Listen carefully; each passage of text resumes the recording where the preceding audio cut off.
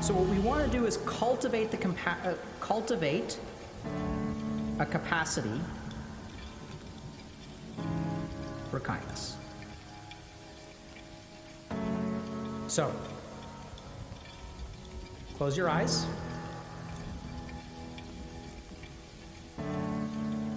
Take a few moments to breathe in and breathe out.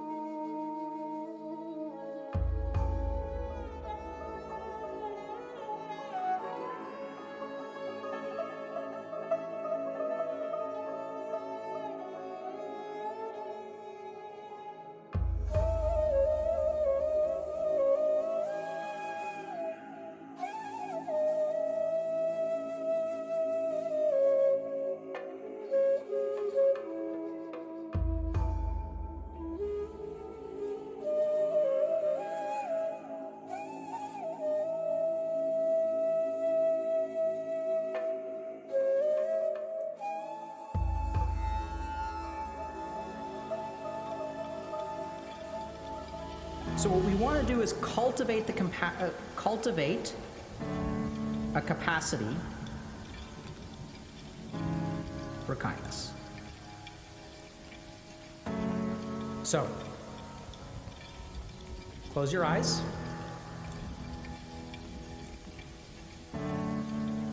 Take a few moments to breathe in and breathe out.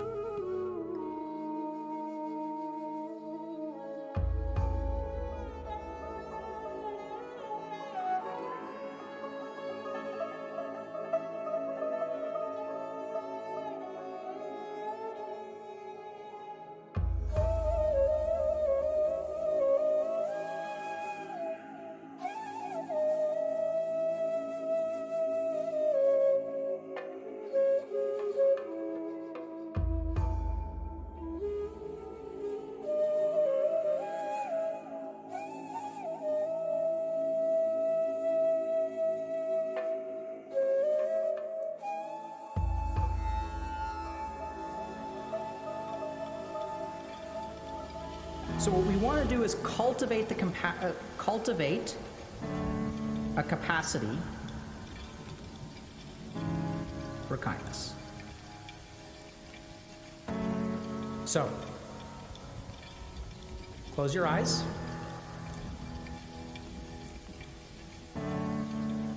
Take a few moments to breathe in and breathe out.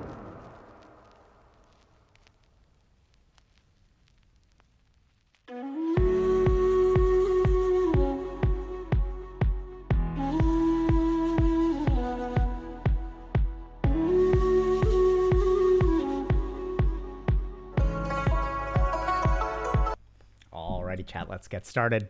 Welcome to another Healthy Gamer GG stream. My name is Alok Kanoja. Just a reminder that although I'm a psychiatrist, nothing we discuss on stream today is intended to be taken as medical advice.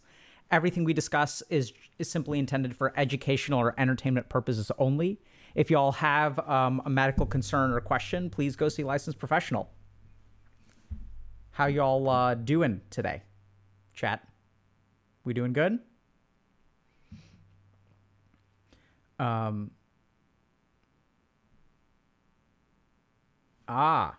Okay. So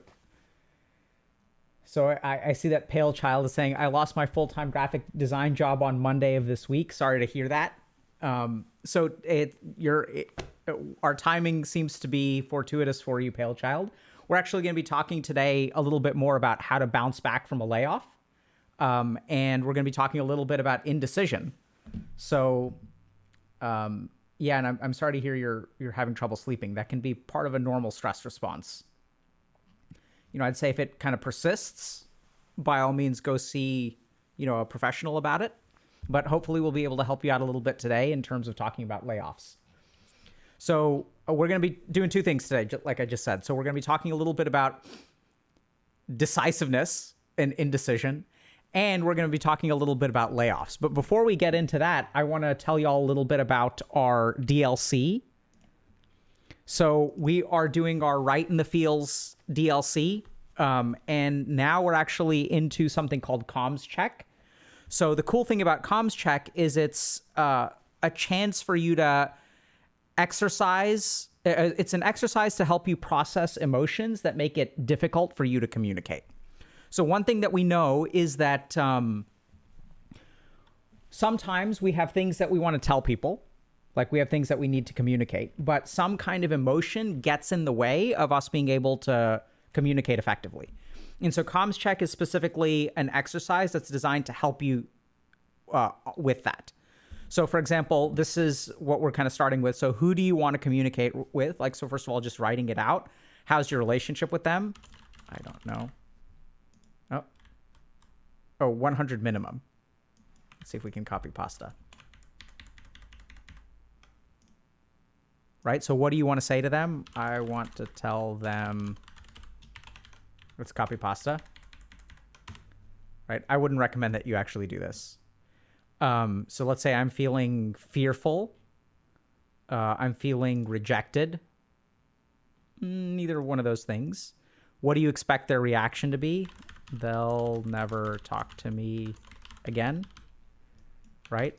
And so, like, this is what's really cool is if you think a little bit about how processing emotions around communications works, it's actually like going through these steps, right? So it's like thinking through all of what you're experiencing, what you're feeling. By the way, the questions go on. If y'all want to kind of see where this ends up, by all means, sign up for it. It's more effective, I think, for people who have done the other stuff. But I think that it's, you can still start with Right in the Feels. So we have Comms Check that's open live now, and it's kind of the next step. So the whole point of Right in the Feels is that we start off with simple stuff like tracking your emotions. So like, what are you feeling in this moment, right? So forget about actually applying this information to anything with your life. Let's just start off by understanding. And then as you kind of talk a little bit about, what you're feeling, what's been going on in your life, then you start to reflect on it. Then you start to guess what other people could be feeling, right? So how can we build empathy? Then we're going to start practicing the skills of emotional regulation. And now what we're going to do is pick a particular thing. Like I have trouble communicating with someone about a particular thing. So we're going to take everything that we've built up from the last, let's say 6-7 weeks, and we're going to actually apply it to a particular thing in our life. And so if y'all are interested in doing this stuff, I think it's a great way to like actually do some skills building, right? So it's not just talking about stuff. It's actually on a, you know, kind of like a weekly basis, like building up your EQ and hopefully starting to make a positive impact in your life. So I highly recommend y'all check it out. Part of the reason that we, kept the DLC or launched the DLC is simply because a lot of people have been benefiting from it. I don't know if y'all remember, but we were sort of sharing testimonials a couple weeks ago about Right in the Fields and just how much it was helping people. So we're seeing a lot of like serious improvement in the community. So that's why we dropped a DLC. And, you know, y'all ultimately, like what we decide to do depends a lot on, first of all, what y'all want and what is helpful for you. So that's really our guiding compass, and also informs a little bit about, you know, even today, like what we're going to be talking about. There are more testimonials. Let me see.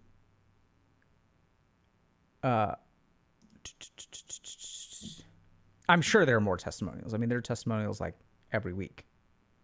Like, let me see if I can find them real quick.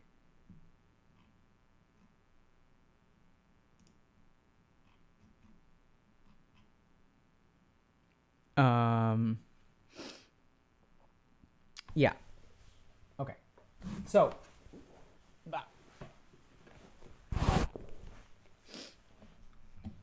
I see we've got a couple of first-time chatters. Welcome. I don't know how to 01BO and M. Beckdorf. Any advice before I go into my social psychology final exam? I hope you prepped well. I would say, remember that, I know this is going to sound absolutely insane, but if y'all really want to handle a final exam well, prepare for it.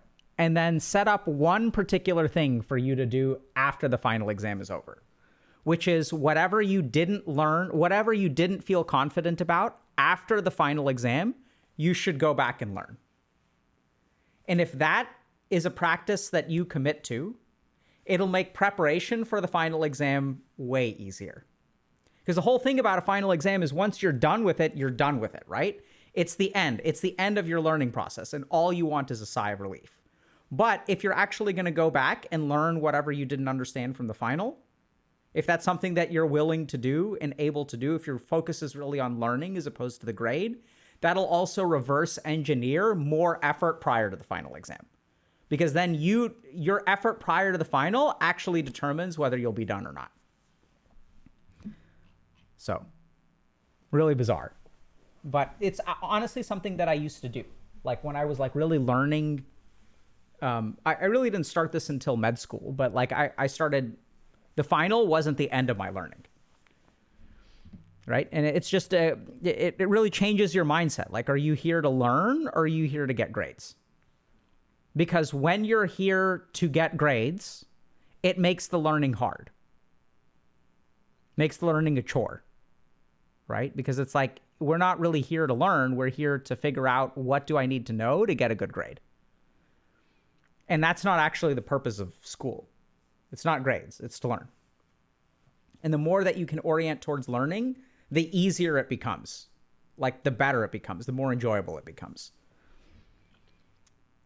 And I gotta say, like, so, you know, people will say, oh, like, I don't need this in my life, like after this class is over. I can't think of a single class that I still don't use to this day. Like Philosophy 101, 100%. Right? Every class I've taken on like literature, 100%. Creative writing, 100%. Mathematics, statistics, absolutely. Right? Probabilities, even like I've never taken finance and accounting classes, but that's absolutely relevant to my job today. Even things like you're like, well, what about basic chemistry and biochemistry and some of those kinds of stuff? Like I use that stuff quite frequently. Like understanding how dopamine affects the brain, understanding what the chemical structure of dopamine is, understanding how neurons activate and depolarize and stuff like that, understanding pharmacokinetics, which is all essentially chemistry, right? What's the difference between a capsule and a tablet? It all comes down to chemistry. So I think a big part of, where I am today is because I realized at some point, like even history, like all that stuff is usable. And like the more that you learn, like if you really learn it, like your mind will find an application for it. What about physics? Physics is my favorite, right? So if people are wondering, how on earth do I use physics? So the first thing that I use in terms of physics is once I understood physics, I started applying principles of physics to psychology to understand that the mind actually operates based on scientific principles, much like physics. So for every action, there's an equal and opposite reaction, right? So how does trauma affect a human being? What is the action that happens and what is the equal and opposite reaction? And you may say, well, wait a second, Dr. K, that's kind of weird because multiple people can go through the same traumatic experience and respond differently. So how is it that you can say that every action has an equal and opposite reaction, right? Because like if two people, let's say, get COVID, or let's say they get mugged or something, let's say two people are in a car accident, but they won't respond the same. Well, you're correct. So the reaction is different. We can agree with that, right? So what is the action? The action isn't the car accident. The action is what your mind does in response to the car accident. So this is the really key thing. That's what actually, it was such a huge revelation for me to realize that the way that we manage the traumatic event induces post-traumatic stress disorder or post-traumatic growth. So I use physics every day. The other really interesting thing personally that I like about physics is that it's helped me sort through a lot of this quantum mysticism stuff, right? So a lot of people will especially the gurus and whatnot, they'll talk about, dimensions and energies and things like that. And I think there's some validity to what they're saying. I think sometimes, the quantum physicists don't really understand what the gurus are saying. Everyone sort of assumes that the gurus are wrong. Oftentimes they are. But in terms of being critical of quantum mysticism, a background in physics definitely helps. And it's helped me not turn into one of those people, right?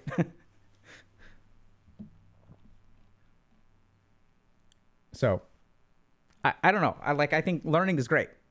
I have all kinds of stuff that I learn. I'm just trying to think about, whether there's, I think you guys want a book recommendation? Brief History of Time by Stephen Hawking or Briefer History of Time. Fantastic. I'm not like the other gurus. So we try really hard not to be guru. So I see now we've got questions about, do I follow a specific guru? No, I had one at one point. They kind of disappeared about 20 years ago. So I haven't seen them in a while. And then have I read the Bhagavad Gita? Absolutely. So yeah, I'm familiar with Pema Chodron. I don't know how to pronounce that.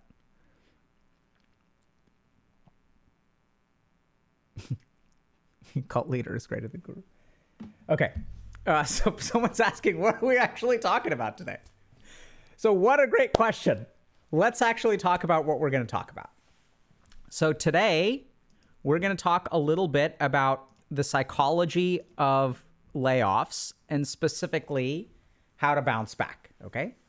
So I'd love to talk to you all a little bit today about how to bounce back from a layoff. So this is something that I think is becoming increasingly important because as the economy is sort of moving in the direction that it's moving, a lot of people are getting laid off. We know that major tech companies like Twitter and Meta, Facebook, a lot of companies are doing big layoffs. There's a lot of layoffs in the digital mental health space, the space that we're kind of in. So companies are laying off 10%, 20% of the workforce. And the really tricky thing is that as people kind of get laid off, what do you do in that situation, right? If you're one of these unlucky people that got laid off, or first of all, is it unlucky? Did you do something wrong, or is it the economy? Because that's what a lot of people will say, right? They'll say everyone is laying people off right now. It's not your fault. This is a structural issue, right? You didn't actually do anything wrong. It's just this is how it is. And then the question kind of becomes, well, okay, fine, but even if this is how it is, why am I one of the people that got laid off, right? So if 20% of the company gets laid off, Why am I in the 20% as opposed to the 80%? And secondly, even if it's not my fault that I got laid off, let's say there was some kind of corporate malfeasance or some kind of like mistaken policy or the economy or things out of my control, it still doesn't really matter in the sense that I'm laid off at this point. I still have bills to pay. Maybe I've got loans to pay back. I've got, stuff that I want to do in life. Like I still want to take vacations and I want to get stuff and I got to pay rent. So even if it's sort of not my fault, and this is what's really rough about being laid off, is I'm the one that has to deal with it, right? Even if you say, oh, it's the economy, but like I'm still the one that has to deal with it. So I think it's really tricky because even if we're not necessarily at fault, and sometimes we feel like we are, we still have to pick up the pieces. And furthermore, a lot of times we sort of know that being laid off does affect your self-esteem, right? And that kind of goes back to I am in the 20%. I'm not in the 80%. And it's only 1 out of 5 people got laid off, and I'm one of those 1 out of 5, right? So I must be in the 20% of the bottom of the people who got laid off. And so as we sort of know that getting laid off negatively impacts our self-esteem, and the problem with that is that we sort of assume that the reason that we get laid off is because we're maybe not doing a good job, and then that sort of impacts our self-esteem, and then we have to go out and find another job. And this is where the harder it is for you to find a job, the worse your self-esteem gets. And there's actually like good evidence. There's some really interesting studies that show that what correlates with self-esteem of the person who got laid off isn't necessarily getting laid off in the first place, although we'll talk about that. But it's actually the inability to find a job afterward. It's the inability to bounce back that really tanks their self-esteem. Because even if we sort of say, okay, this corporation made a mistake, they hired too many people, they had to let people go, I was one of the ones who got let go. But then if I didn't really do anything wrong, I should be able to find another job, right? Like if company A made a mistake, it's not like companies B, C, and D are making mistakes, so I should be able to find a job. So then what happens is we struggle to find a job. That actually negatively impacts our self-esteem. And this becomes a vicious cycle because having low self-esteem actually is not the consequence of not being able to find a job, is actually a predictor of not being able to find a job. So think about this for a second, right? Let's say I'm looking for a job. If I don't believe in myself, if I don't think I bring value to the table, how do you think that's going to affect my resume? How do you think it's going to affect my cover letter? How do you think it's going to affect me in interviews? So then we get stuck in this cycle where I got laid off, so maybe there's a small hit to my self-esteem. The small hit to my self-esteem then makes it harder for me to find a new job. As I struggle to find a new job and I see other people in my social feeds, part of that 20% of the workforce who got laid off, who are landing on their feet, that makes me feel worse about myself. As I feel worse about myself, I lose confidence when I go into an interview. I don't project that confidence because I don't feel it. And people pick up on that, and then it sort of becomes a vicious cycle, and I end up becoming stuck. So what we're going to do today is talk a little bit about how layoffs affect self-esteem, and furthermore, 3 specific things that are sort of based in research that you can understand or do that will help you bounce back, okay? So the first thing that we're going to talk a little bit about is what is the relationship between layoffs and self-esteem? So generally speaking, there's one really important finding, which is that the amount of the hit to your self-esteem correlates with the way that you were laid off, okay? So there are studies that have been done that basically demonstrate this. So I'm going to give you all a couple of scenarios, okay? One is that, let's say your boss comes in and says, hey, we're really sorry, we're going to have to let you go. It has nothing to do with you. I think you're a stellar worker. It just turns out that we have, the company is taking a different direction. We're actually scaling back on research and development, R&D. We're kind of focusing on our core business. And I really think the features that you were building were fantastic. But we just sort of don't have the budget for experimental stuff right now. And we're really sorry. It's been an honor working with you. It really has nothing to do with you. And, but we're going to have to we have to cut our R&D budget. And unfortunately, you're one of the people that we have to cut as a result. So if you kind of think about that, people who are laid off in kind of a thoughtful way, provided reasoning or background, and even if there's some amount of criticism in there, those people actually have totally fine self-esteem. Okay? So the manner in which you're laid off determines your self-esteem versus getting an email that says, hey, there's a surprise in this email. Click this button. You're laid off. GG. Get wrecked, noob. Pack your things. You're out by 5 p.m. today. We're sorry that this is such a hard economic climate. Good luck. We wish you all the best and thank you for your service.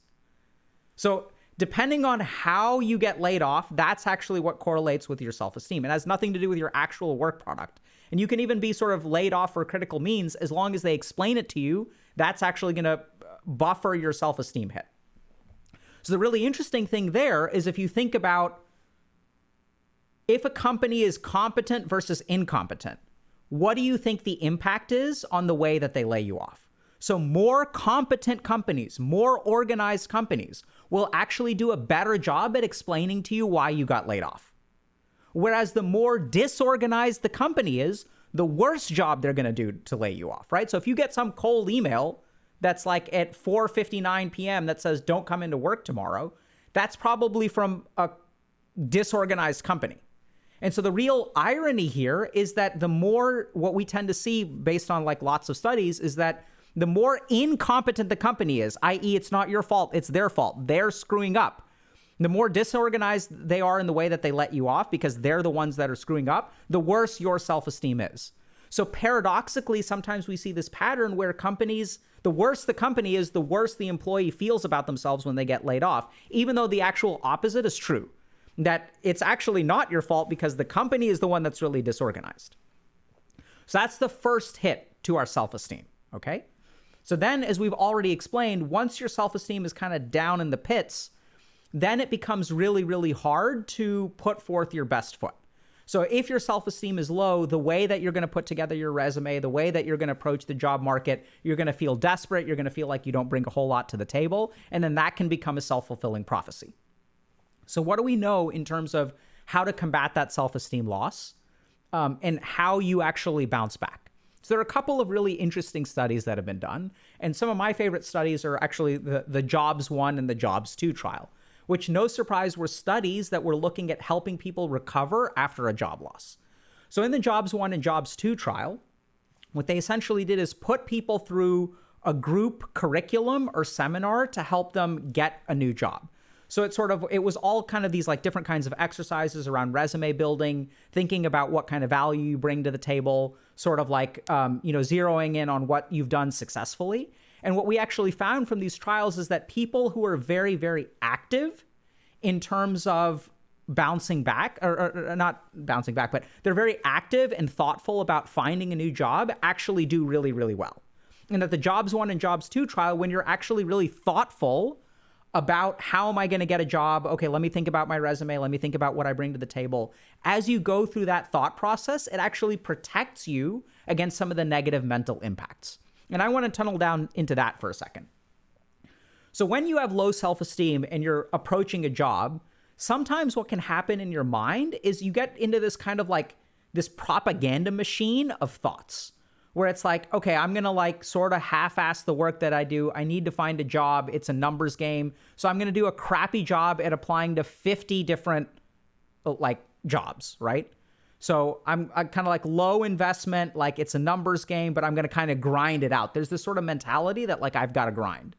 And as you go through that grind and stuff doesn't really work out for you, what starts to happen is each rejection that you get then fuels the propaganda machine, right? And then you're thinking to myself, oh my God, it's so hard. Like things are so difficult. Like the market is so bad. And the more like negative thought spiral you kind of get into.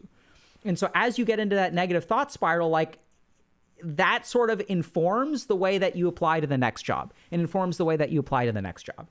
And the really interesting thing about the Jobs 1 and the Jobs 2 trial is by literally getting human beings to think about stuff that is not related to their low self-esteem and how bleak and despairing things are. It's like literally structuring their thought process to, okay, let's put together a resume. Let's think about doing this. Let's think about why you're in this field in the first place. Why did you pick this as a major? What did you like about your last job? By changing the way that people think, it actually bolsters their self-esteem, reduces the level of things like depression and anxiety, and I imagine things like burnout that they experience, and actually improves the likelihood that they'll find a job. So one of the things that we really have to, the key to sort of bouncing back is not letting ourselves fall into this propaganda machine, this echo chamber of low self-esteem, and we kind of suck at this and everything is hopeless. So a couple of other really interesting things. So there have been some meta-analyses. So meta-analysis is a research study that combines other research studies that have also compared things like the Jobs 1 and Jobs 2 trial to things like cognitive behavioral therapy. So what people did is they actually like looked at it and they said, okay, these people have low self-esteem, right? So let's send them to a therapist. And this is where we've got to be kind of really careful, because what those trials actually found is that at best, cognitive behavioral therapy has mixed results. So some studies actually found that cognitive behavioral therapy did sort of improve self-esteem a little bit. One study did find that people who went through a 7-week course of cognitive behavioral therapy were more likely to be employed at the end of those 7 weeks than people who did not go through the CBT. But there are other studies from cognitive behavioral therapy that actually show that they have no effect whatsoever. That even from a mental health standpoint, there are some studies of cognitive behavioral therapy after job loss that show that people are actually more pessimistic at the end of the cognitive behavioral therapy, and that it may have maybe no effect, or at best, in a worst case scenario, could actually be harmful, which is really, really surprising, right? Because we sort of think to ourselves, well, self-esteem is a mental problem. And for mental problems, therapy is sort of the best solution, right? That's sort of what we assume. And what I think is really interesting about this particular meta-analysis that compares things like the Jobs trial to cognitive behavioral therapy is that it actually shows us something that I sort of stumbled into, which is that the cause of the self-esteem determines the effectiveness of therapy to deal with it. So this is where it's not that therapists on the whole may be the best professionals to deal in general with self-esteem, but these kinds of trials really uncover something really, really important, which is that if the cause of your self-esteem is a mental illness, is something like a major depressive disorder or bipolar disorder, or growing up with like abusive or traumatic parents, then absolutely cognitive behavioral therapy can be very effective. But the whole point here, and this is kind of like a big thing that we've sort of stumbled upon, is that mental health is more than treating mental illness. That actually, if the source of your low self-esteem is not having a job, then actually helping someone get a job may do more for your self-esteem than therapizing people. And this is actually exactly what I kind of stumbled into when I was a psychiatrist. So I remember seeing patients that we would call rocks. And why do we call them rocks? Because they're in the clinic for years and years and years. For 7 years, 8 years, 9 years, they get passed on from doctor to therapist to therapist to therapist. They're like permanent residents there, whereas the trainees will be there for a couple years and then they'll move on. And these would be people who would be unemployed for like 10 years. And here we are, they come to my office every day, or not once a week, and they've seen 3 therapists before me, and we're talking about their feelings. How does it feel to be unemployed? Well, it sucks. What does that cause you? Oh, there's stress. I can't pay my rent. I have to ask people to borrow money. I don't know. I'm going to buy Christmas gifts. And we're sitting there talking about their feelings, talking about their feelings, talking about their feelings. We'll even do like cognitive behavioral stuff like, okay, let's look at your core beliefs. How do you believe about yourself? Let's talk about your upbringing. But nowhere in that process is the therapist saying, okay, let's take a look at your resume. And I remember actually doing that and then actually getting kind of reprimanded. And they're like, that's not really what a therapist, you're trying to do too much for your patient. It's not your job as their therapist to actually like work on a resume with them, right? That's not, you don't really have any expertise there. And you're kind of trying to solve their problems for them instead of helping them, I don't know what. And so that kind of rubbed me a little bit of the wrong way. And if you're a therapist out there and you're listening to this and you're saying, well, that's inappropriate, I'd encourage you to just ask yourself, if you're a therapist or if you've seen a therapist, how many times has a therapist helped you with your resume? How many times have they given you like very concrete feedback about how to apply for jobs, how to pitch yourself the best? Like, is that actually something that you do in therapy? And then I want you to really think about, okay, so what do you think will help someone who's lost their job the most with their self-esteem? Is it going to be sitting in your office and talking about your feelings, or actually going out and getting a job? And this is what we sort of discovered. And this is part of the reason that like we even started Healthy Gamer in the way that we did, is because I kind of realized that like a lot of the problems that we face today are not going to be solved in a therapist's office. They're going to be solved by actually getting out there and making a substantial impact. And it's that kind of effort that sort of like, or that kind of approach that literally like a couple years ago, about a year and a half ago, I got an offer to teach 75 clinicians about some of the stuff that we do at Healthy Gamer. Or what we could do is develop career coaching.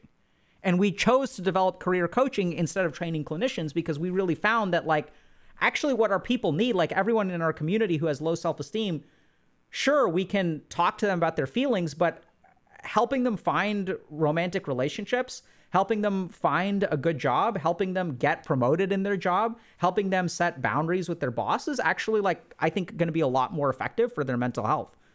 And then even necessarily that mental health is sort of more than just treating their mental illness. And so what I really like about this meta-analysis is that it sort of looks at this and it sort of determines that, okay, when we actually focus on helping people build their careers, that actually positively impacts self-esteem.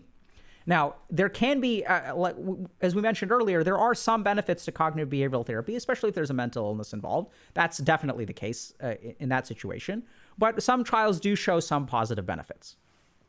So the second thing that the jobs trial actually revealed is that if you're looking for a job, doing it alone at home, sort of like using online services, does not positively impact your self-esteem and isn't necessarily that effective. So I know that we have a lot of these websites out there that make it really, really, really easy to apply to 1,000 cookie cutter jobs. And we have a lot of companies out there that will put these job postings on there and they'll get like 1,000 applicants.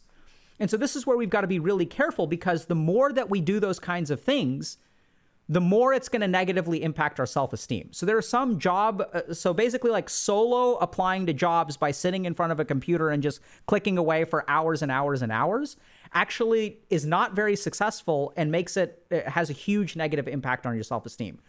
That compared to some kind of group work, like some of these seminars that were very like job focused, where people are kind of getting together, they're really strategizing, they're really doing their research, they're really like kind of going out there and trying to figure out, okay, like what's successful and what isn't. That's actually leads to not only better job success, but better self-esteem. And this is where I think we've got to be really careful, because nowadays there are a lot of companies that make it really easy for us to apply to jobs. And these are kind of like dating apps that make it easy for us to get, in a sense, access to people. But what we see from dating apps is the same thing that we see from some of these massive job sites, and some are better than others, is that like actually, they make it really easy to apply for one job, but the likelihood of success of you getting that job is so infinitesimally small that what we end up actually doing is piling up our rejections. Right? It's just the way that the website works. You apply for 1,000 jobs, you get rejected 1,000 times because it's not calculated. It's not really specific. So you've got to be super careful about reflexively spamming job applications because it's going to negatively impact your self-esteem, and there's a low likelihood of success. The last thing that I want to talk about for a second is how to sort of fix some of these self-esteem problems. So we kind of know that losing your job can negatively impact your self-esteem. Getting rejected can negatively impact your self-esteem. So then the question is, okay, what do I do to positively enhance my self-esteem? And this is where there's some really interesting studies that show that essentially certain kinds of self-affirming activities will actually boost your self-esteem. So this may sound kind of weird, but what that sort of means is asking yourself simple questions, like just thinking about or writing about a time when I actually did a good job at work. Is there a time at work where you gained some amount of self-understanding? Like, is there something that you learned about yourself at work? Is there something that you did at work that was actually very helpful to team members? What are some of your successes at work? What are some of the ways in which you've grown and changed? And if you really kind of think about it, just asking those questions, you may say, well, what does that have to do with my self-esteem? It's in the past. It doesn't really help me with my job going forward. And it's not like I'm specifically preparing for interview questions, although it could help with things like that. But the simple thing is that by sort of avoiding the propaganda machine of the mind, right? Instead of falling into this despair in your mind of I'm worthless, I'm not getting a job, I'm getting rejected over and over and over again, there's actually good scientific, there are scientific studies that show that if you ask yourself these kinds of questions, and this is also the kind of like the questions that career coaching will sort of ask you, as you sort of dwell a little bit and think a little bit about your strengths, it actually has a positive effect on your self-esteem. You don't even really need to do much else with it. Simply asking yourself the question and spending a little bit of time thinking about it will sort of reduce the amount of time that you're in that despairing mindset. And it sort of helps you break out of that cycle. So sort of focusing on some self-affirming questions can actually be sufficient to break the cycle and boost your self-esteem a little bit. Once you boost the cycle, break the cycle and boost your self-esteem a little bit, that'll have, once again, sort of a self-fulfilling prophecy. Once you start to realize, okay, I'm confident, I'm worth it. Once you sort of start to approach the job search, not in terms of like a spamming 1,000 jobs, but really thinking about, being strategic with how you develop your resume, who you choose to apply, which companies you choose to apply your job to. As you focus on some of these things, it'll actually improve your self-esteem and actually will result in a higher likelihood of you sort of finding your job. Questions? Okay, so let me give you all an example. So someone's asking, what's a self-affirming question? Here are some examples of self-affirming questions, okay? So one self-affirming question you can ask yourself is, what's a scenario in which I did a good job at work? What's a scenario in which I learned something at my last job? What's something that I've learned about myself in my last job? Why did I go into this field to begin with? What do I like about the work that I do? And if you kind of think about it, when you lose your job, these kinds of questions are the furthest from your mind, right? All you're thinking about is panic, panic, panic. I got to pay bills. How am I going to find a job? I need to find a job. I got laid off. What's wrong with me? So instead of thinking about that stuff, spending some time thinking a little bit about what's right with me. Why am I even doing this in the first place? Sort of getting some sense of purpose, trajectory, growth can really bolster your self-esteem. And then if you think about, okay, how are you going to write a cover letter? And then if you've been thinking about that kind of stuff, the cover letter that you write is going to be more impactful, is going to sell people way easier than, oh my God, I really need this job. And believe me, people who look at cover letters, they can tell the difference. They can tell the difference between this is a person who's applying, who's just desperate and looking for something, versus someone who actually cares about this job, is doing what they're doing for a reason, can bring something to the table, right? And it'll have a huge impact. Good question. Yeah, so someone's saying the cover letter, I've yet to make one. And that's exactly why the key thing about the jobs trials is they created these essentially seminars that are structured and give people opportunities to sort of intentionally and with structure work on each of these things. And the problem is that if you're sitting at home and applying to monster.com or whatever, there's no structure in your day. You wake up, you're worried about this crap all the time. And then at the end of the day, you're exhausted with yourself because you didn't even do anything. You procrastinated all day. You procrastinate on Monday, Tuesday, Wednesday rolls around. You're like, oh my God, I need to apply for 30 jobs a day. And now I'm 60 jobs behind. So on Wednesday, you wake up in a caffeine fueled binge. You apply to 90 jobs by spam clicking and uploading your resume and stuff like that. The quality of your applications is shit, right? Because you've done a lot of procrastination. Then you feel worse about yourself. You get rejected 90 times and the whole cycle repeats.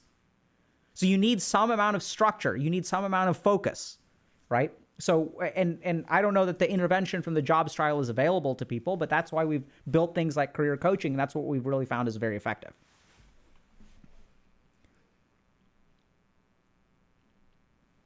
Other questions?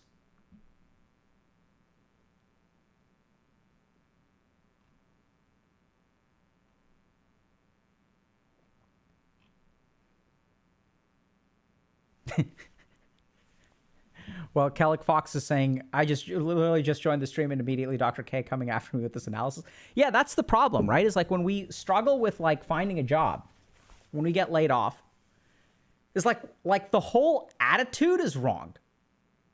Our attitude is just off, right? Our approach is desperation. Our approach is, oh my God, I hope no one realizes that I'm one of the rejects that got laid off. How do I prevent people from seeing who I really am? And you're always thinking about the company and how to trick the company and how to make sure the company doesn't know who you are. When we get laid off, we don't think at all about why we want the job. What am I on this earth for? What do I bring to the table? Why would this company be lucky to have me? Because it's so hard to access those thoughts. So you need some kind of structure to push yourself in that direction. And once you begin to realize, oh, I actually do bring something to the table. And just because I got fired doesn't mean that I actually did anything wrong.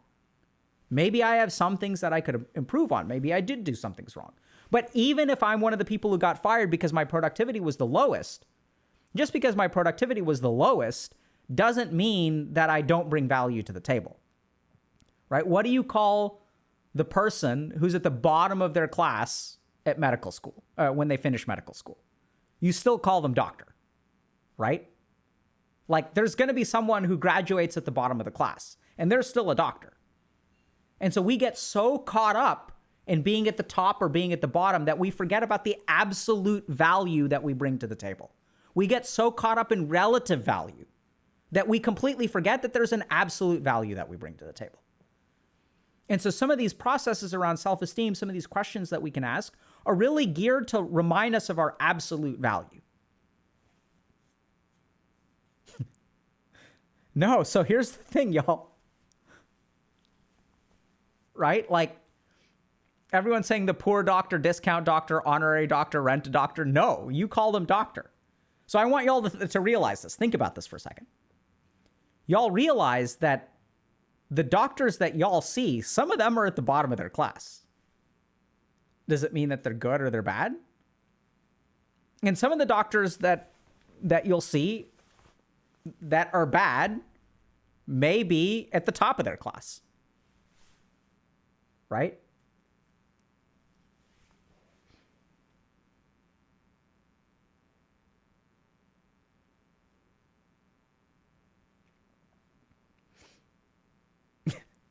Yeah, you'd be surprised, man. I've seen a lot of terrible doctors that come from amazing institutions. There are some doctors, so I trained at, Mass General and McLean Hospital, and there are some doctors there that I would never send my family members to. And on the flip side, there's like Oklahoma State University, where I would gladly send my family members to see those people.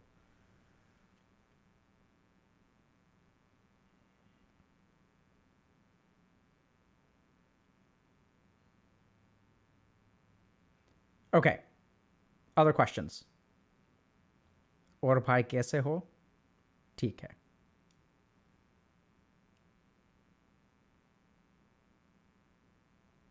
Yeah, so people say even to Ohio, absolutely. So y'all may not know this, but the Cleveland Clinic in Cleveland, Ohio is one of the best medical institutions in the world.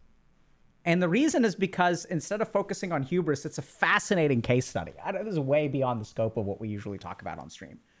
But looking at the history of the Cleveland Clinic is fascinating from like a medical quality perspective.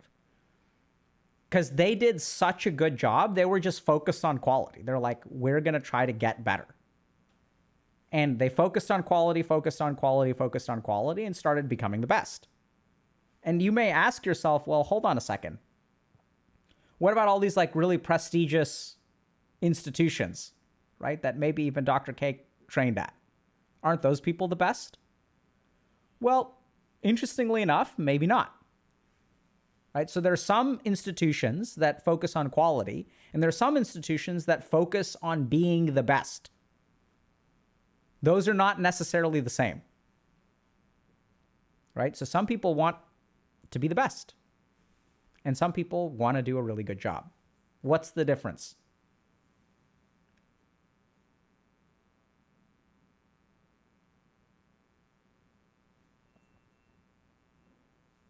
Right, so this is where I think one thing to understand, especially about medical institutions, is a lot of the medical institution rankings are based on research and development, right? So if you look at places like, like I love the institutions I trained at. They're fantastic. And what you really have there, the really cool thing about training at a place like Harvard is that you have world experts that you can email about stuff, which is fantastic. It's amazing. But world experts aren't necessarily the best clinicians. So usually when we think of a world expert, what we sort of think about is research expertise. So they may be the most knowledgeable, but in terms of clinical outcomes, it's a little bit unclear whether they're actually the best.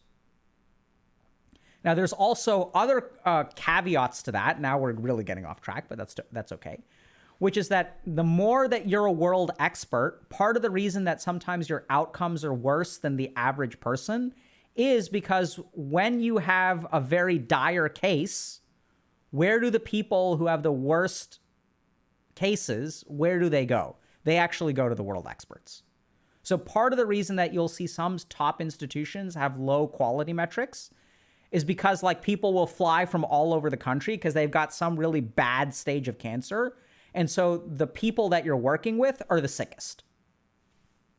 So there's a lot of complexity there. But anyway, it's really fascinating. If you guys really want to understand medical quality and value-based healthcare and stuff like that, we can talk about that one day. But I think it's generally beyond the scope. I guess the way that this applies to you is focus on quality and focus on the absolute value that you bring to the table. Don't worry about the relative value. Huge problem in our society today, which is that we're so friggin' comparative, right? My value is not what I bring to the table. My value is determined by whether I bring more or less than someone else. And social media absolutely enhances these comparisons. So we're being conditioned to think this way. And the more that we start thinking in relative value, the more it affects our self-esteem. The more it affects our self-esteem, the more of an impact it has in what we attempt to do.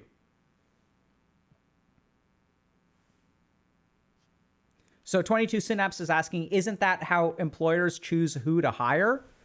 Yes and no. So let me ask you this. How does an employer measure relative value?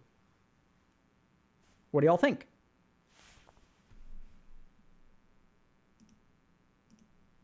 Right? So the question is, if you're saying, but don't employers assess people based on relative value? So how does an employer know relative value?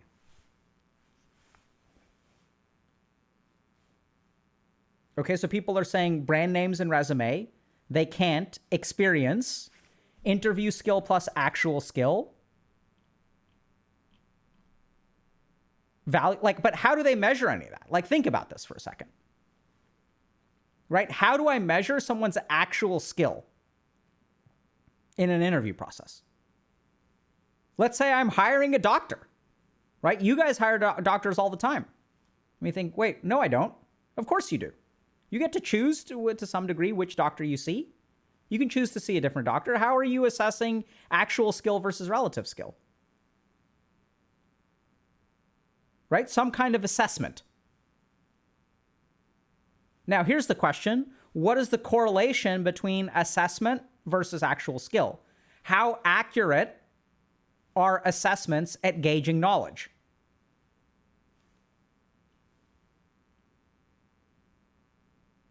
Think about it. Meh. Right?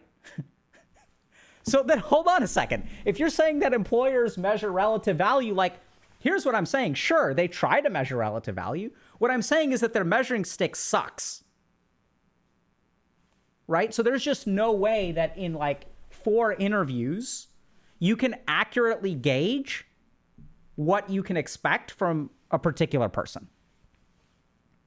So then the question becomes, hold on a second. If they can't gauge, what do they actually make decisions on, right? So if you can't and you can do certain things, so assessments and stuff is important, don't get me wrong. But what do you actually base it on? And what you base it on is some of these weird variables, like how confident the person is. So I'll give you all a simple example. So I don't really teach much anymore, or at least not in academic medicine. So I used to teach medical students, right? And it's my job to assign the medical student a grade. So how do I assign the grade? So this is what's really interesting. The grade isn't determined by if I ask the student a question. Let's say I ask this person a question. How do you know? What do you think this person's diagnosis is? And is the grade dependent on whether they get the question right or wrong? Actually, no.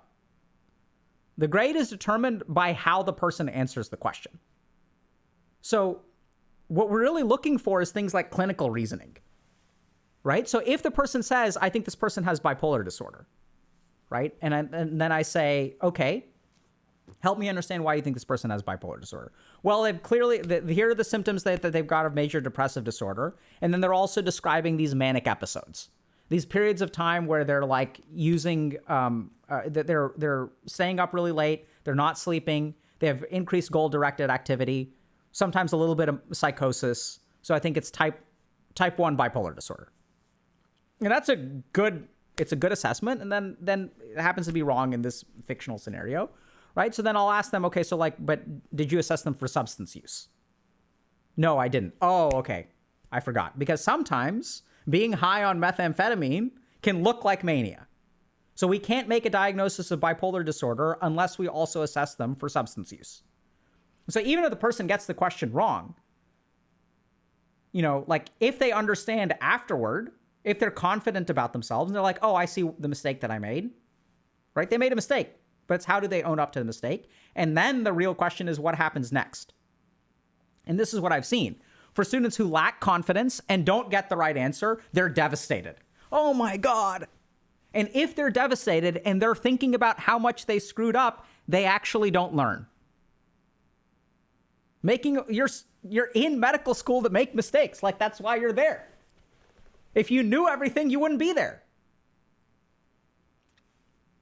It's expected that people are going to make mistakes. You're not supposed to know everything. You're a student.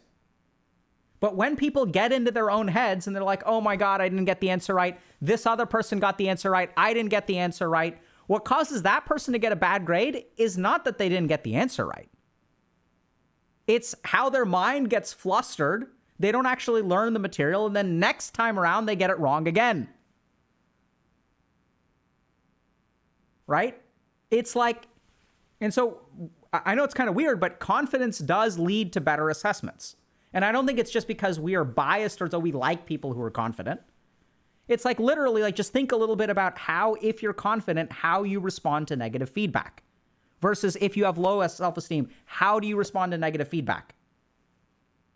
One shatters you, one helps you. And it's like, how OP is that crap? If negative feedback hurts one person and if it debuffs one person and levels up another person, how fucking OP is that? And this is why confidence is important. This is why self-esteem is important. Because it actually affects outcomes.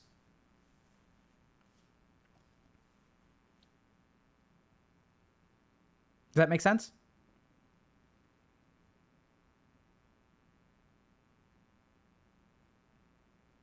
Is pricing a good gauge of quality of medical care? No.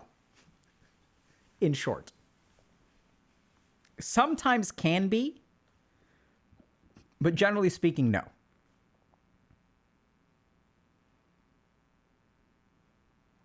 So gaslighting, drop me stuff is saying gaslight self into confidence.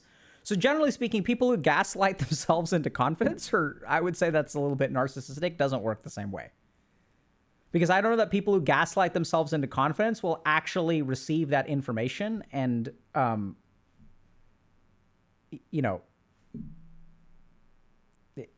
yeah.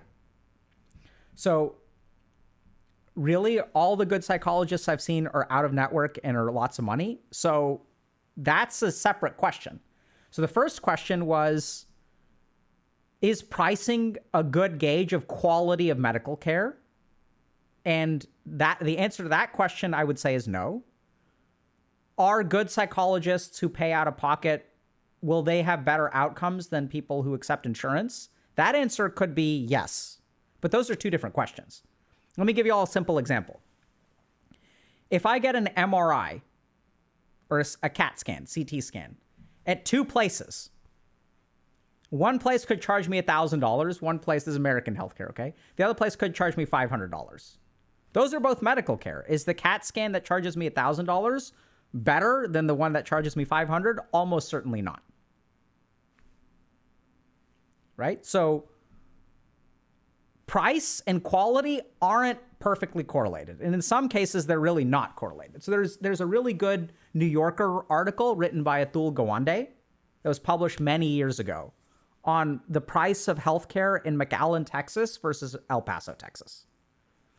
And I encourage y'all to read that article. He makes a really strong case of how, like, cost of healthcare does not correlate with quality. there are definitely some situations where price of healthcare does correlate with quality.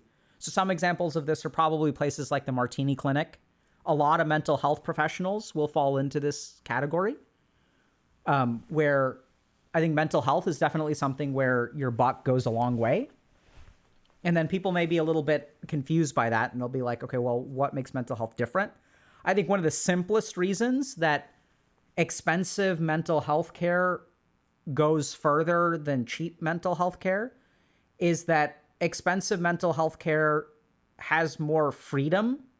The provider has more freedom to actually do their job. So if I'm like, if I'm like an insurance-based provider that works at a clinic, the clinic accepts all insurances and, offers healthcare very cheaply, then chances are I have some kind of quality metrics or revenue expectations that I have to meet as a provider, right? So I have to see like 8 patients a day. Whereas if I'm in private practice, I'm out of network and I charge cash, I can see 6 patients a day. And what's the difference there? The difference is that if my patients need, if the 50-minute mark rolls around and my patient needs an extra 10 or 15 minutes, I can afford to give it to them. So I can actually prioritize clinical delivery of care over like structural things that the clinic demands. And that can result in far better outcomes. So I think that there's just a lot of like, the other thing is that, I know just as personally as someone who has operated both inside and outside of the insurance system, with the insurance system, for every 6 hours of clinical care I deliver, I have to do 2 hours of administrative work. Whereas if I operate outside of insurance, it's like 7 hours to 7.5 for 30 minutes of administrative work. So if you just think about the burnout level of the clinician, the burnout level of clinicians in private practice is probably going to be lower than outside of private practice. So then if you have a less burnt out clinician, does that correlate with quality? I definitely think so. So there's a lot of nuance.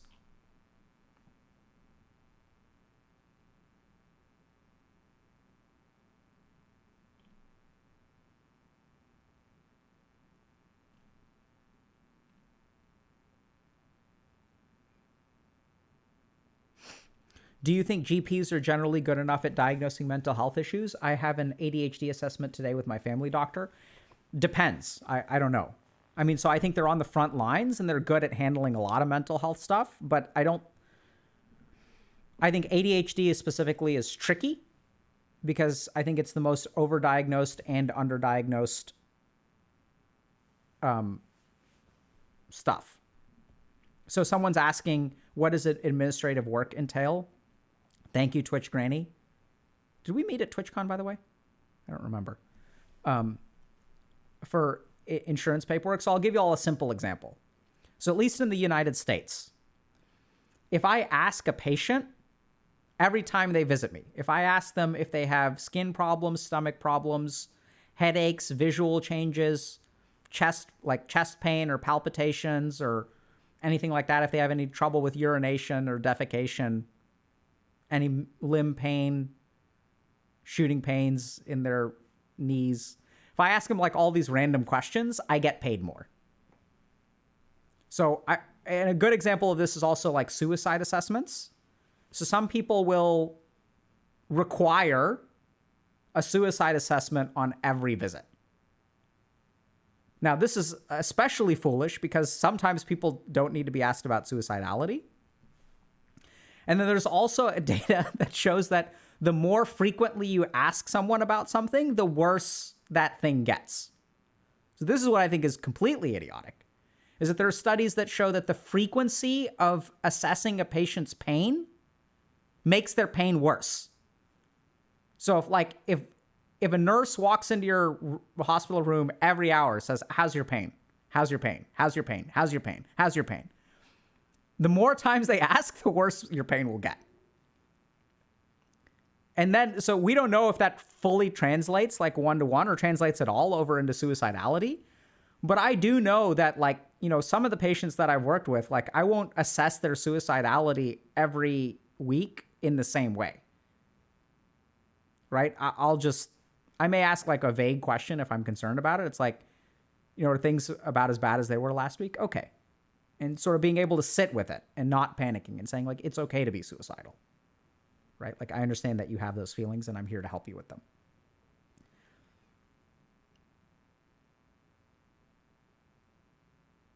So it's all complicated.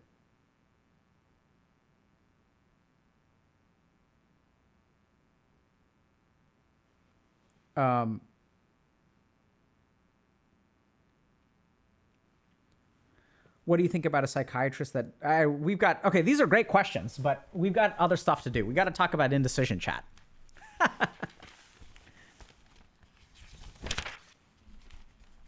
Okay, give me a second. Yeah, someone's saying reverse placebo. That's actually exactly correct.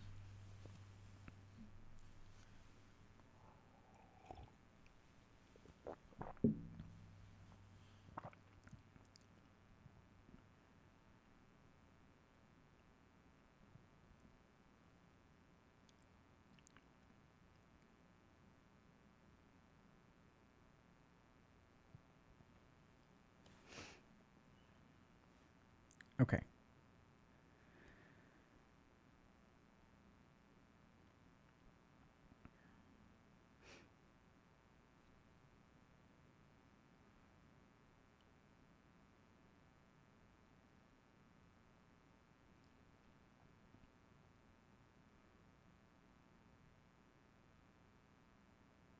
Okay.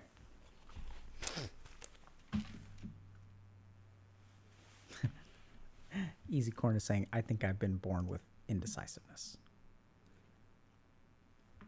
Well, you and me both, my friend.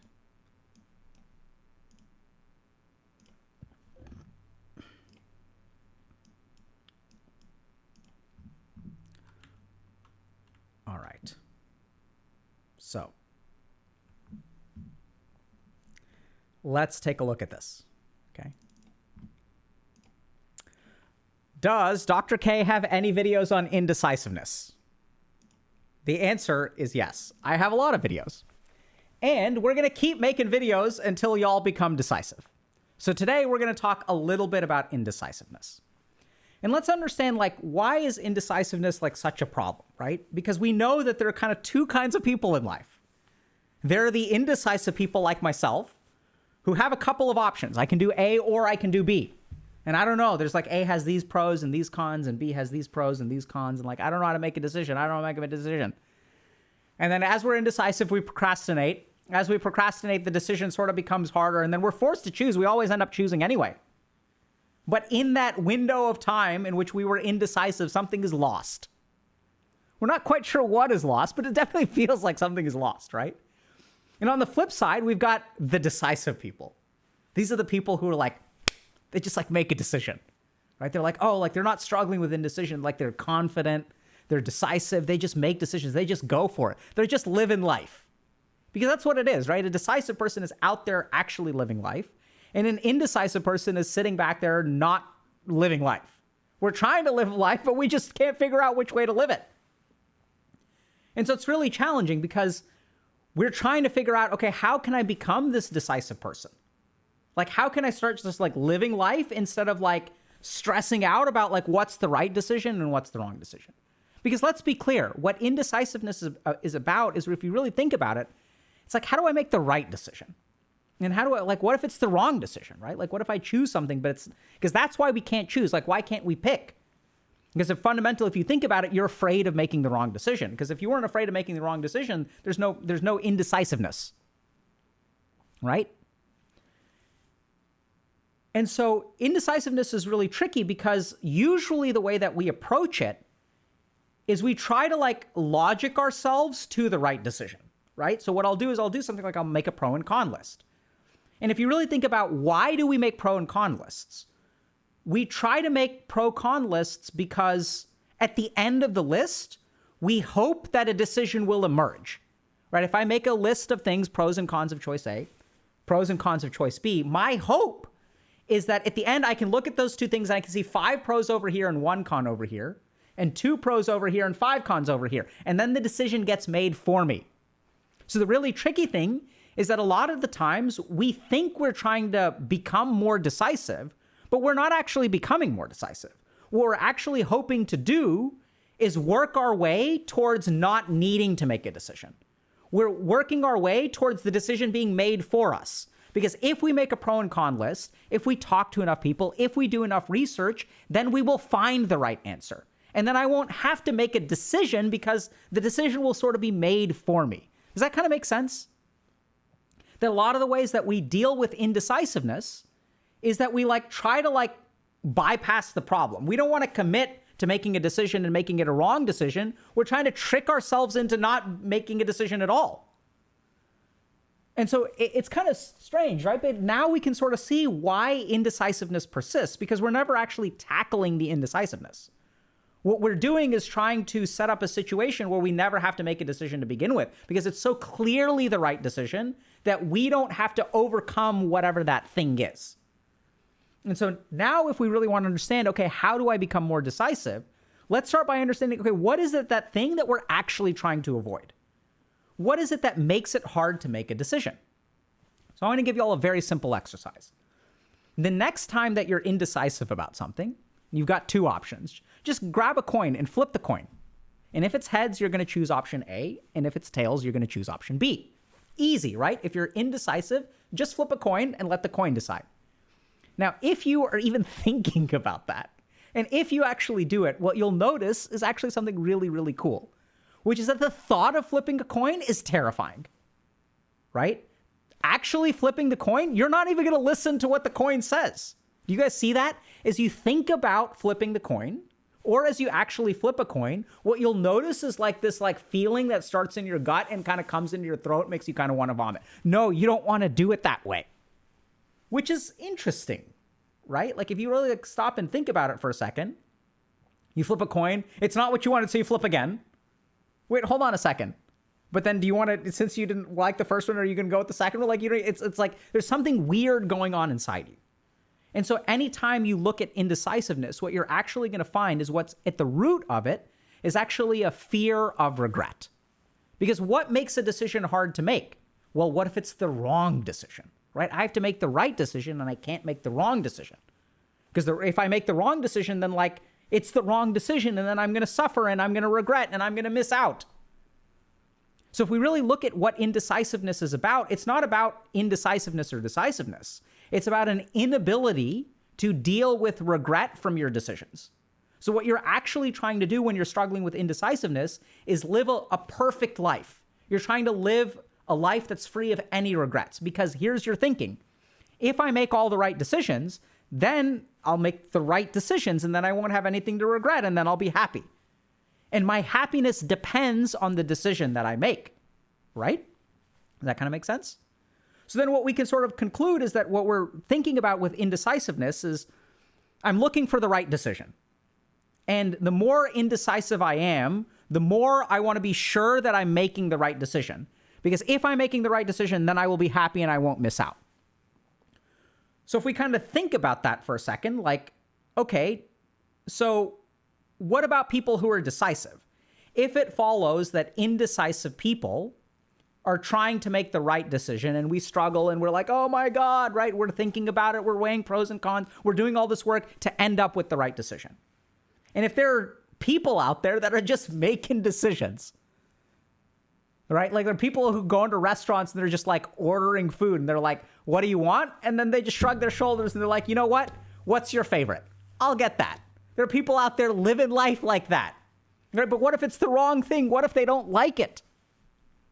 And so we would assume that, okay, so if the more time I spend making the decision, I weigh pros and cons list, I weigh my pros and cons, I do a bunch of research, that should lead to the right decision. What should actually follow is that people who are decisive are actually making wrong decisions, right? Because if people are just they're not really thinking about it, they're not doing their research, they're just flipping a coin, they're just going out there living their life, they're like, yeah, I'm going to order this, It should follow that people who are more decisive are making wrong decisions. Their decisions are flawed. And so then we kind of think about it and we're like, we don't want to make a wrong decision, right? That's why we're doing this. And let's think through that for a second. So why don't we want to make a wrong decision? Well, if I don't want to make a wrong decision, what happens if I make the wrong one? What do I do then? Well, decisions aren't forever, right? We kind of know that. So if decisions aren't forever, then what I can do if I ordered the wrong thing, then I can order something else, or next time I'll get something else. And let's say you pick something as a major, you're trying to decide what to major, and you decide you don't like it, then you have to switch over to the other one. And so then what's the problem with that? Well, it leads to inefficiency. Because the people who are indecisive, like, we don't want to waste time, right? If I had made the right decision in the first place, I wouldn't have wasted a year studying the wrong thing. And so we want to really avoid inefficiency, right? Like, because, like, I don't want to waste time. Okay, so that sort of makes sense. So then it follows that if I'm indecisive and I end up sort of picking the right thing, then I'll be very efficient. That's the goal of making the right decision, right? So we don't have to, like, clean up our mess. We don't have to change our course. We don't have to waste any time. So then it should also follow that people who are decisive are wasting more time. They're more inefficient, right? It kind of makes sense. Like, if the whole point of indecisiveness is to make sure we make the right choice and make sure that it's efficient, then the people who are decisive should be making wrong choices all the time. They should be course correcting all the time. They should be living really inefficient lives that are filled with mistakes and regret. But is that actually how they live? Do you feel like people who are decisive are screwing up left, right, and center? Do you feel like they're incredibly inefficient? They start one thing and then they do something else? Like, how does it feel? Well, no, it actually doesn't. This is what's kind of weird, right? It's like, wait a minute, hold on. The people who are deciding, they don't seem to be operating in this really inefficient way. Like, they seem to actually kind of like be relatively happy. They kind of make a decision. They sort of stick with it. How does that work? What's going on there? Because these people who are, decisive, they're sort of less afraid of regret, right? They're kind of okay making a mistake. But then why aren't they making mistakes all the time? And so that's where, like, we really have to tunnel down and understand this. Give me just a second.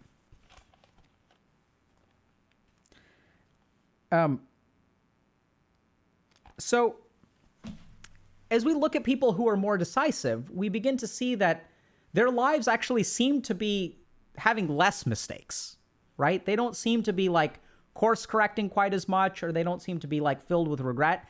And, like, let's try to understand a little bit about what's going on there, right? So how is that? If they're just sort of randomly choosing, or maybe it's not randomly choosing, but if they're choosing without doing all this research, then how is it that they're not making mistakes? And I think something fundamental has happened.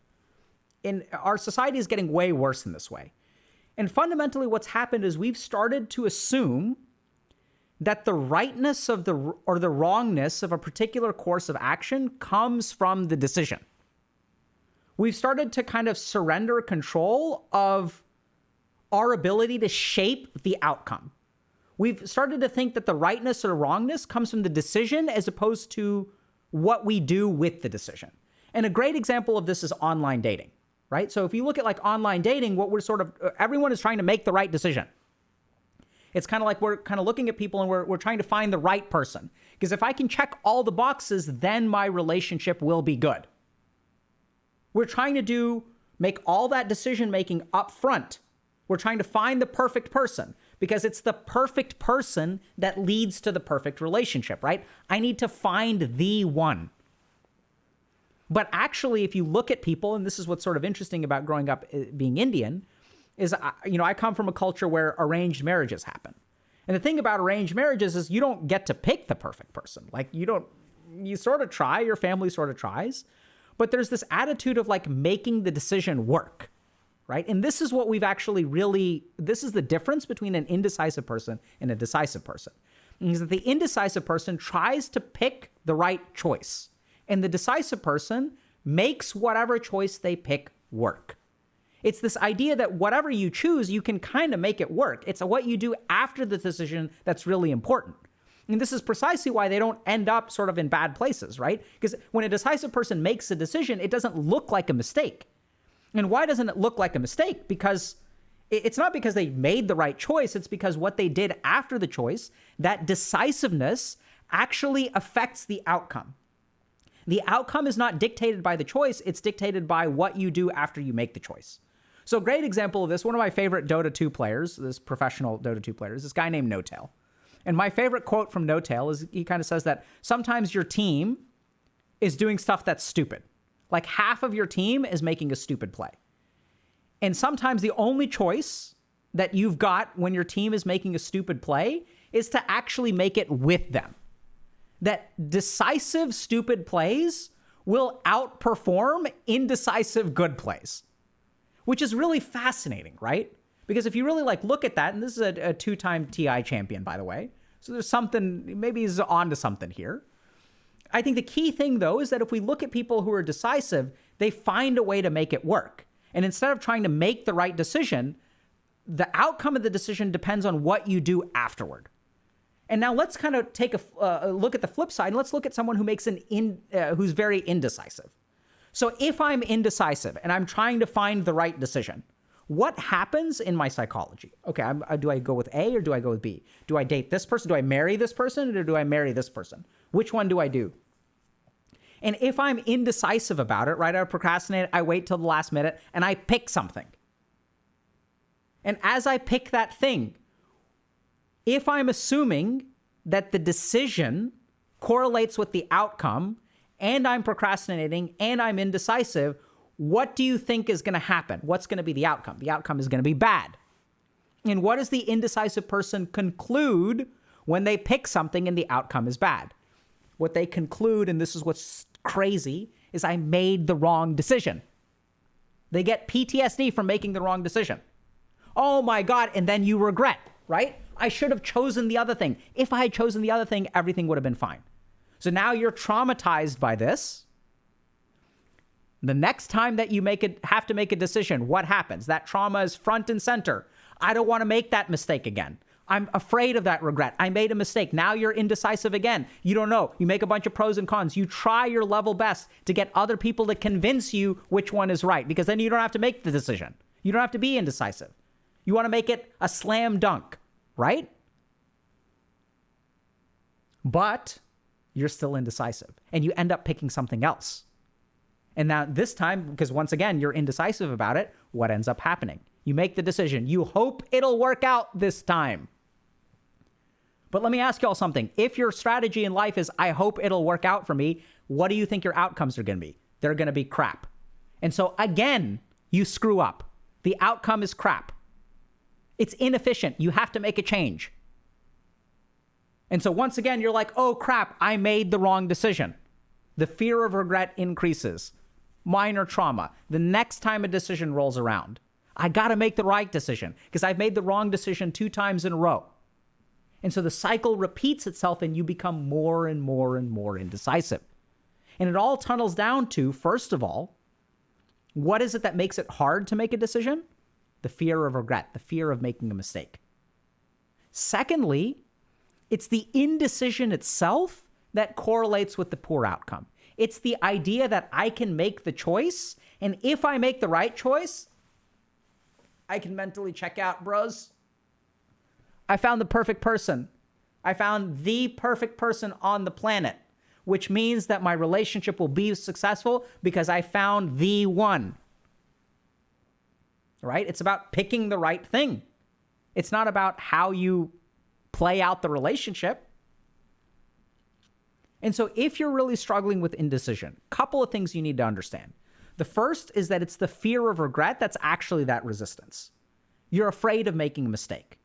Second thing you've got to understand is that mistakes are completely normal. There's no way to avoid making mistakes. And you're like, I don't know which one is right for me. There's no right for you or wrong for you. Like anytime you go to a restaurant, I'll tell you how I struggle with this.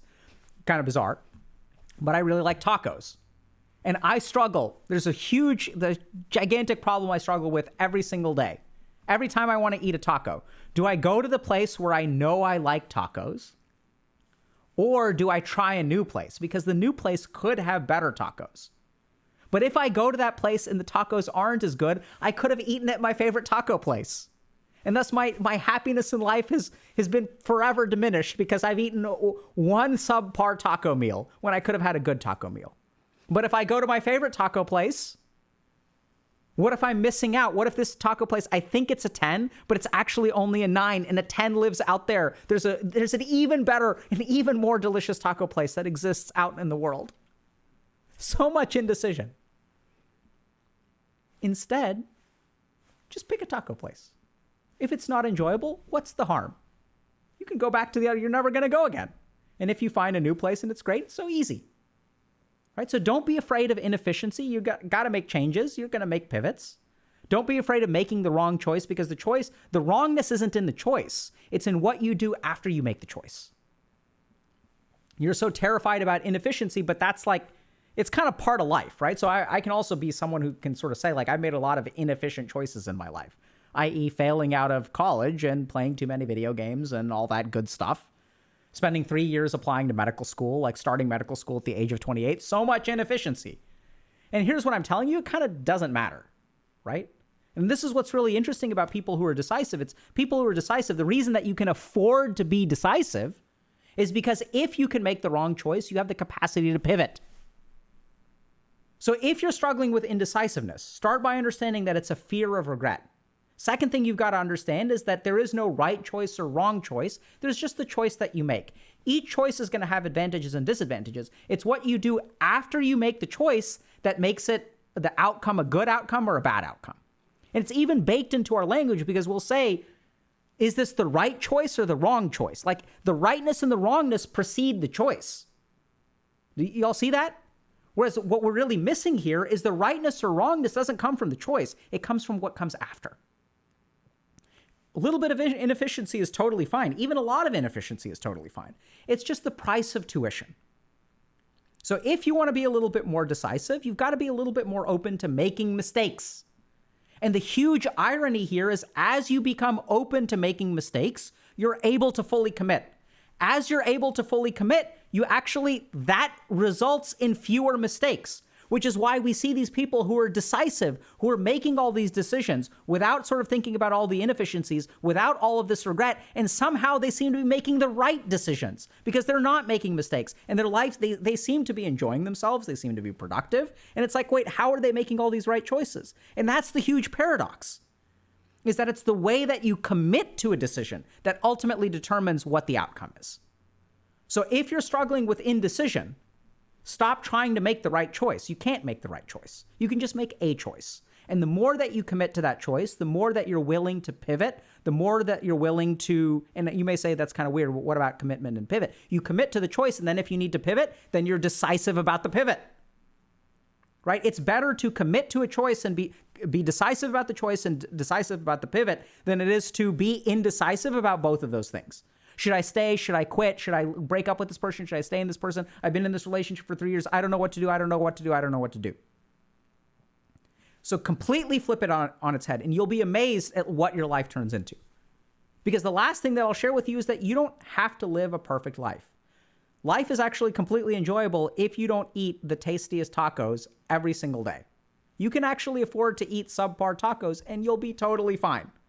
This is what I've learned after 40 years on this earth.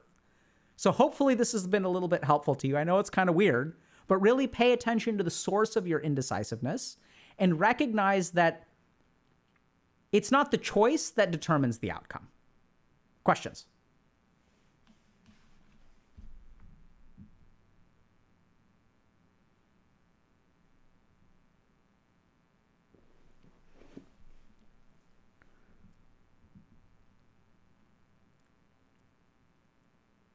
Yeah, so Ray Terse, this is great. My indecision came from a lack of connection to my internal preferences and values. As I worked to forge a connection to those things, decisions stopped being this big, weird ritual of optimization and started becoming me just leaning into how I want to live my life. That's beautiful. So I'd completely echo that sentiment. So when we don't know what we want, then we end up trying to make the right decision. So I want y'all to just think about this for a second. If I don't know what I want to, the only thing that I can make my decisions based on is what is objectively correct. Whereas I want you to think about the happiest moments in your life. And are the happiest moments in your life about what is objectively correct? No, in fact, quite the opposite. They're when you choose what you want. right? It's sort of deciding for yourself, you know what? I actually don't feel like going to work today. And kind of calling in sick or telling people, hey, like I'm not able to come in today. Sorry, I'm just not feeling it. And you don't want to do that too much. But is that objectively the right thing to do? No. But it's what you want to do. And a big problem with being indecisive is that we are looking for the subjective rightness, right? We're looking for the world to tell us what the right solution is. And the more that we're listening to the world's sense of what's right, this is how you end up making all the right choices and ending up in the wrong place. This is how you end up being a good little boy or girl, majoring in STEM, going to medical school, being 2 years into residency, burnt out of your mind, don't know what to do with your life, struggling with motivation and burnout because you're trying to make the right decision. Instead, lean into what you want, right? As you lean into what you want, people may say, like I even had this conversation where, my grandmother, when I told her I wanted to be a psychiatrist, she's like, you got to be careful. Like, won't you become crazy if you work with crazy people all the time? And I'm like, no, Grandma, love you to death, but that's not how it works. Right? So society is going to tell you something is right or something is wrong. You should date this kind of person. Hell, you should be this kind of person. Right? You need this kind of jawline, you need to be this tall, and you need to make this much money, and you have to live up to some mythical standard that's an amalgamation of the expectations of 1,000 people that are not you. And the more that you try to make these 1,000 random people out there happy by combining all their preferences and turning into some sort of weird, perfect version of a human being, the more you're going to drive yourself crazy. And the real tragedy is that the more you strive for that, you won't make any of those 1,000 people perfectly happy. So you can't make the world happy. So just stop trying, right? Start by trying to make yourself happy. And instead of trying to make the world happy, try to make yourself happy, and then try to make the world a slightly better place.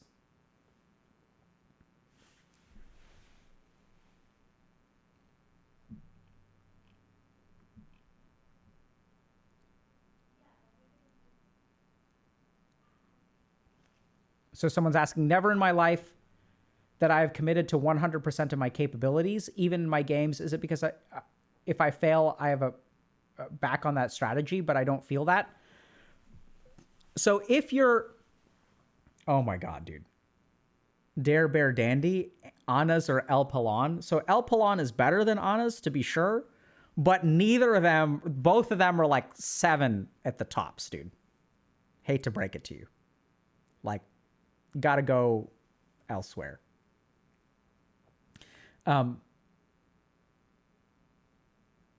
Yeah, anyway, there was a real question in there, which is, never in my life have I committed to 100% of my capabilities, even in games. Is it because I have a fallback strategy? So I want y'all to understand something about failure, not being able to commit 100%. So one reason that we don't commit 100% is because we have an excuse for our failure, right? So if I give it my all and I get a B in a class, that means I'm kind of stupid, right? Because I gave it everything I've got and I couldn't get an A. So that says something about me. It means that my ceiling is determined. And sometimes we're so terrified of being capped by, we're terrified of being capped. Like, if this is what I'm capable of, if my potential is sealed, that can be devastating. So what do we do instead? We give ourselves an opportunity to save face. I'm only going to commit 80%. That way, if I fail, I've got a reason. I can always soothe myself by saying, if I had given it 100%, then I would have gotten an A. So that's one of the reasons we don't give 100%. The other thing that I'd add, though, is that I don't think 100% is something that you can give. I think it's something that must be demanded of you. And this is really important to understand, because when we don't give 100%, we sort of blame ourselves, and there is an element of control there. But honestly, in my life, when I've seen people give 100%, it's because the world calls them to give 100%. And I've seen people who have given 60 to 80% their entire life, and they're struggling to give 100%, struggling to give 100%. Whereas that last 20% has to really come from the outside. It has to come from some kind of calling or pressure. And this is where, like, I don't know if you guys have done this, but, you know, if you've played a video game and you've given it, like, the games in which you become Super Saiyan, the games in which you really rise to the next level, you can't rise to that level in a game full of noobs. Rising to the peak of your performance requires something else to pull it out of you. Right? And this is something that we oftentimes feel incredibly frustrated with. Was, why can't I give 100%? Why can't I give 100%? Because the world hasn't demanded it of you. So what I'd encourage you to do if you're trying to, quote unquote, live up to your potential is don't just sit there at home and try to live up to your potential. Seek out challenges and opportunities. When do you play your best game of StarCraft? When do you play your best game of League of Legends? It's when people are depending on you. It's when anything less than 100% won't work.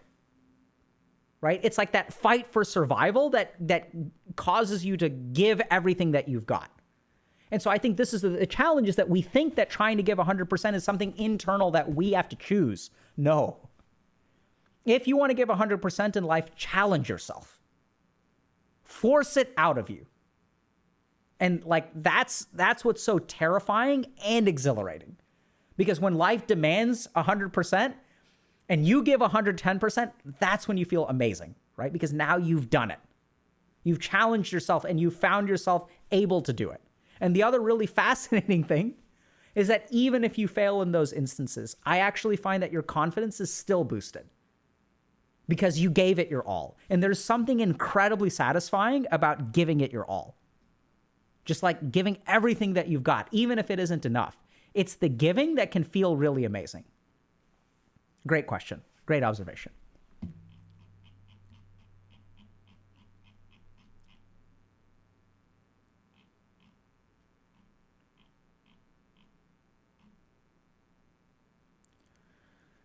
So Miles Z. BB is asking, how do I find motivation to make a choice? So this is kind of what we're saying about indecision, is that the motivation to make a choice. So we have to understand this. In order to make a choice, there's a certain amount of motivation and there's a certain amount of resistance. There's something that gets in the way of making the choice, right? As you move towards a choice, there's going to be this barrier that arises that says, don't make the choice. And if we look at what is that barrier, it could be the wrong choice. You may be better if you make this other choice. What if you regret it? You know, like these are the kinds of barriers that arise. So making the choice and finding the motivation, it's not about finding the motivation, it's about lowering that resistance. It's about smoothing the path for you to make the choice. And making a choice means giving something up. Y'all get that? So anytime there's a choice, it's A or B. And so if you're struggling to make a choice, what you need to do is not motivate yourself to make the choice.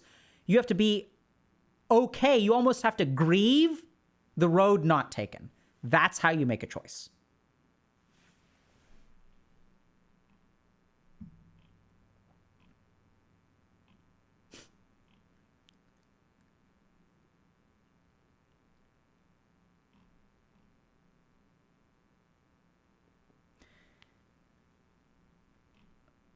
Okay.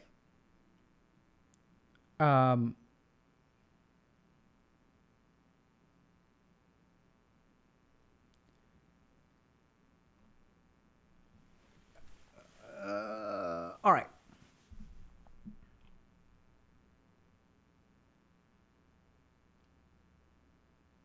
So, what if my choice is to stay home and play video games and watch Dr. K? What a terrible choice. So let's understand this. So if your choice is to stay home and play video games and watch Dr. K, the first thing is you deserve a small pat on the back. Because for many of y'all, and this is what one of the things in which I can say I'm proud of, is that when we first started streaming on Twitch, the choice was just to play video games. So one thing that we can be proud of, I can feel proud of, and that I hope y'all can feel proud of, is at least we're throwing watching Dr. K in there. So there's something there that may be conceivably like good for your growth instead of just playing video games. So give yourself a small pat on the back. But the other thing is, I want y'all to understand, why do we stay at home and play video games? It's because we're afraid of the alternative, right? So what do we get from video games? We get consistency. We get safety. We know what we're signing up for. It's a certainty. You know exactly what you're going to get if you stay at home and you play video games for 8 hours. You're going to have some amount of fun, some amount of frustration, some amount of tilt, some amount of guilt at the end of the 8 hours. It's a certainty. What do you get when you leave the house? Uncertainty. What do you get if you apply to a job? Do you get the job? I don't know. So our brain constantly makes a choice. I have this thing that is, I know exactly what I'm going to get. I know what I'm going to invest. I know the price that I'm going to pay. I know how much dopamine I'm going to get out of it. Or I have the real world. And the one thing that technology and video games have given us, the simple reason they're so friggin' addictive, is because in the real world, we don't know what we're going to get. But when it comes to technology, we know exactly what we're going to get. Right? There's a never-ending amount of 7 out of 10 stars in terms of like TV shows and video games. There's a moderate, above average kind of enjoyment. Like if you look at Netflix's catalog, you can always watch something and be like moderately okay. You can always log into Reddit and there'll be some meme that you'll enjoy a certain amount. There'll be high points. Sometimes there'll be a 10 out of 10. Sometimes there'll be a 5 out of 10, but you can average about 7. And the problem is in the real world, you don't know what you're going to get. And so if you want to stop spending time in front of a screen, what you really need to do is be comfortable with uncertainty. Be comfortable with waste. Be comfortable with inefficiency. And we're so good at counting hours that we've forgotten how to spend them. Right? We're so concerned about being so efficient that we're like 100% efficient with the 1 hour that we spend a day doing something. And then we're waffling for the other 7. Instead, what we really need to do is be comfortable with wasting time.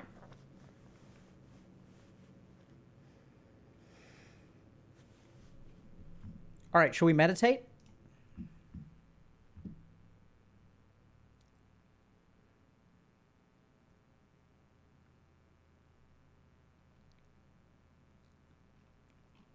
What do y'all think?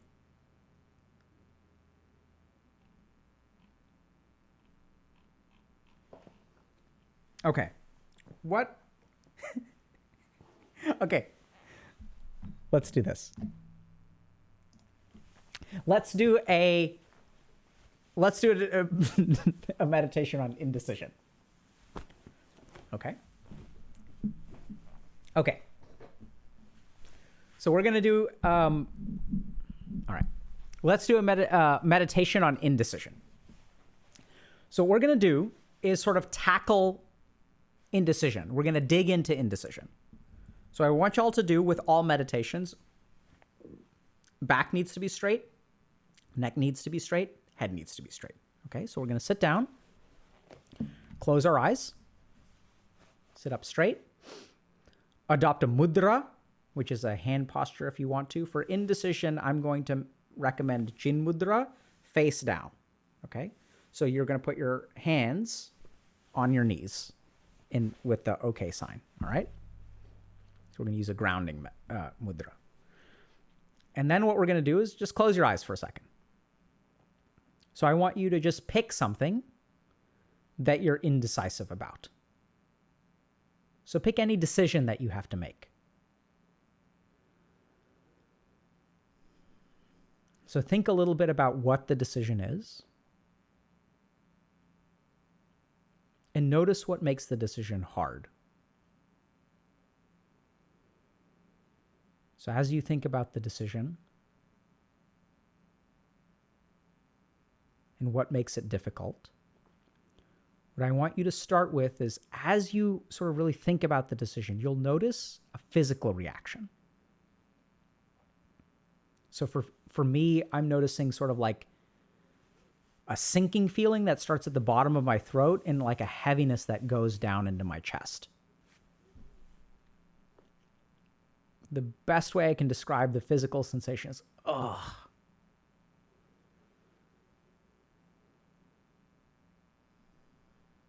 So notice as you think about the decision, let your mind off the leash. So notice that the decision is hard because your mind is considering all of these problems. It's anticipating suffering, effort, disappointment.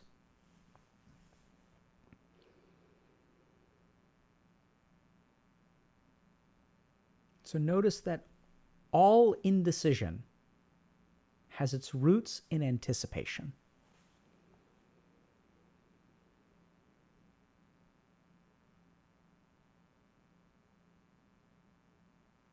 That indecision is not something in the here and now, but is by definition something in the future.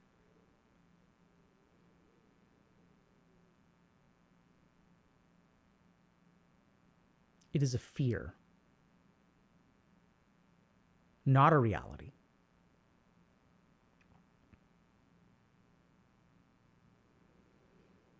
So notice that your mind will populate whatever. And if you're struggling between two things, we can even take a moment to actually flip a coin. Or in your mind, arbitrarily pick one.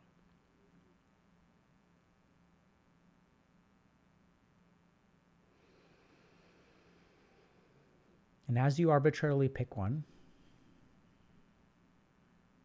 breathe into that sensation in your chest. As you move closer to making a decision, you may notice this wall of resistance arise within you. Your mind may go into a panic. Start throwing out what ifs. What if, what if, what if, what if, what if, what if?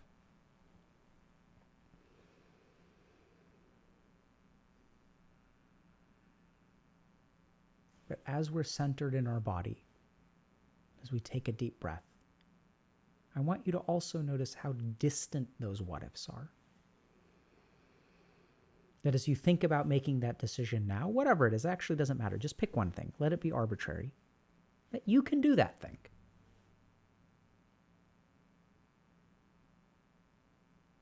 Don't worry about the consequences. Worry about the thing itself. And notice how almost a bubbling up sensation of how easy it is. There's a part of your mind that anticipates all the effort and the disappointment and the difficulty and the regret. But there's also something else that if you really stop and kind of breathe into yourself, if you notice how centered you are,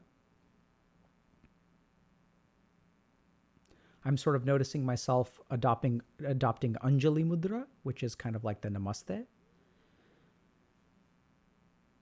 So adopt a Anjali Mudra. Notice that you can do this thing. Feel the vitality of your form. Feel your one-pointedness, your capability, the pressure and the tension within your hands.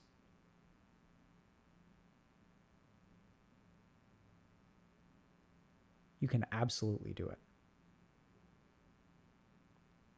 Notice how the anticipation, the fear, the regret, all of those are at the periphery of your mind instead of dominating the center. That in the center there is you. And you are potent and powerful.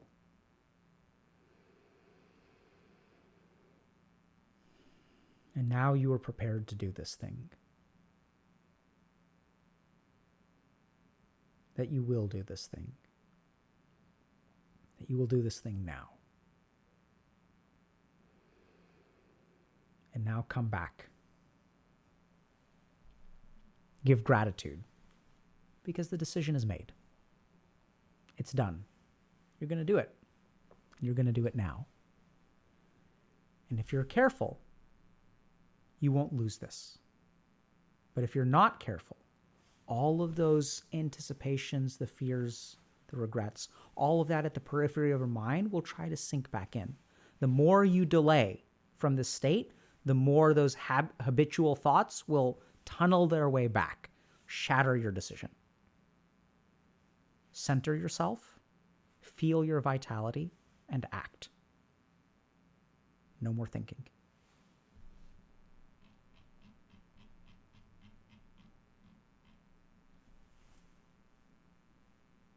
Easy. Just don't let yourself sink out of it. So we're going to raid real quick. Suggestions for raid.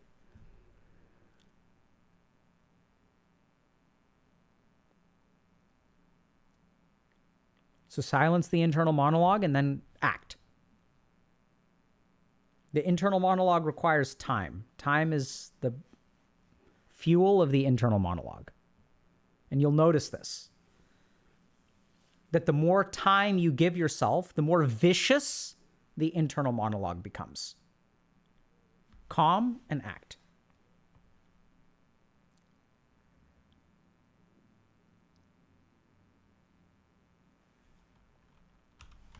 Okay, we're going to raid Maya. Let's do it. Okay?